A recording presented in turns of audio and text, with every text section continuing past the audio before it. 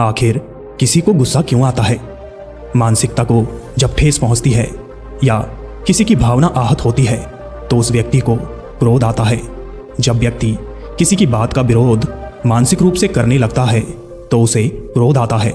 यह हमारे शरीर में रहने वाला ही एक शत्रु है जो हमें ही नुकसान पहुंचाता है। क्रोध विनाश का कारण बन जाता है। क्रोध कभी नहीं करना चाहिए। यह व्यक्ति की मति मार देता है, बुद्धि हर लेता है।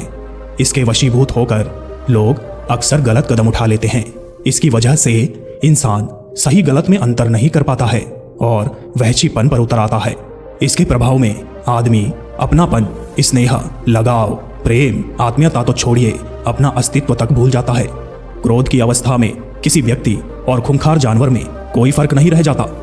इंसान का क्रोध उसके लिए कई बार अभिशाप के रूप में भी सामने आता है। यह मानव मन की एक भावना है जिसे अक्सर अच्छा नहीं माना जाता है। क्रोध का जनक भय भी माना जाता है। जब इंसान डर पर नियंत्रण करने की कोशिश करता है तो वह क्रोध के रूप में प्रकट होता है। कहा गया है कि काम, क्रोध, मद, लोभ, मोह यह सब जीवन के सबसे बड़े शत्रु है। एक गुरु अपने शिष्यों को हमेशा अच्छाई और सदाचार का प्रचार प्रसार करने की शिक्षा दिया करते थे।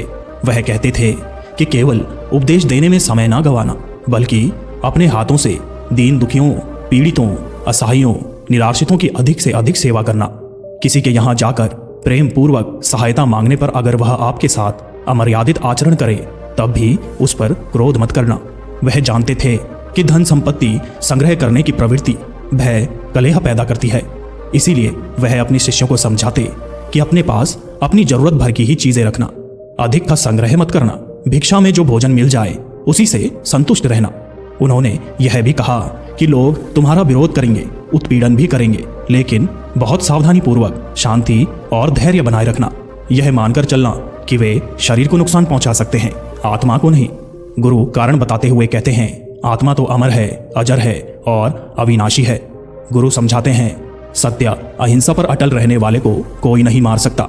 जो तुम्हारा तिरस्कार करता है वह स्वयं भगवान का तिरस्कार करता है, क्योंकि उसी भगवान ने हम सबको बनाया है। भगवान श्री कृष्ण ने क्रोध को नरक का द्वार बताया है। उन्होंने कहा है कि जो मनुष्य बात बात पर तैश में आ जाता है वह जीवन में कभी तरक्की नहीं कर पाता है और जीवन में हमेशा दुखी रहता है। क्रोध की हालत में मनुष्य कभी सही निर्णय नहीं कर पाता है। क्रोध की हालत में व्यक्ति खुद का भी नहीं रहता, वह अर्थहीन बातें करने लगता है। शास्त्रों में इसे मनुष्य का सबसे बड़ा शत्रु माना गया है। ऐसे में व्यक्ति अपना आपा खोकर कुछ भी कर बैठता है। क्रोध और आंधी को एक समान बताया गया है। दोनों के शांत होने पर ही पता चलता है कि नुकसान कितना हुआ है। भगवान श्री कृष्ण ने कहा है कि क्रोध सभी विपत्तियों का मूल कारण है। यह संसारिक बंधन का कारण है, धर्म का नाश करने वाला है। इससे भ्रम पैदा होता है और बुद्धि का नाश होता है।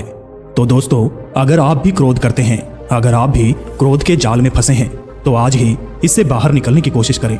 आज से ही अपने क्रोध को कम करें, क्योंकि क्रोध में आप किसी दूसरे का नहीं बल्कि खुद का ही नुकसान करते हैं। वीडियो अच्छी लगी हो तो लाइक जरूर करें और चैनल पर अगर नए हैं तो सब्सक्राइब करना ना भूलें। अंत तक बने रहने के लिए आपका धन्यवाद।